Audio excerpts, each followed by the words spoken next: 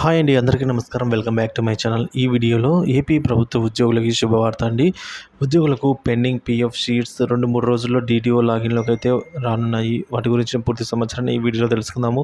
వీడియోని ఎక్కడైనా స్కిప్ చేయకుండా ఎండ్ వరకు చూడటప్పుడే పూర్తి ఇన్ఫర్మేషన్ అర్థమవుతుంది.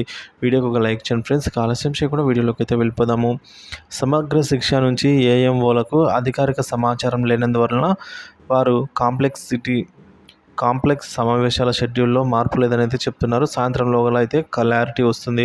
ఇక పీఎఫ్ బ్యాలెన్స్ షీట్స్ విషయానికి వచ్చినట్లయితే 2020, 21, 22, 23, 24, 24, 25 సారీ ఫ్రెండ్స్ 23-24 వరకు 4 ఫైనాన్షియల్ ఇయర్కి మరొక 2-3 రోజుల్లో డీడీఓ లాగిన్లోకి అయితే పీఎఫ్ షీట్స్ వస్తాయి. వాటిని ప్రింట్ తీసుకుని ఏమైనా లోపాలు ఉంటే దాన్ని ఒక ప్రొఫామాలో పూర్తి చేసి అప్లికేషన్ ద్వారా జెడ్పీ సీఈఓ గారికి డీడీఓ ద్వారా అయితే పంపించవలసి అయితే ఉంటుంది.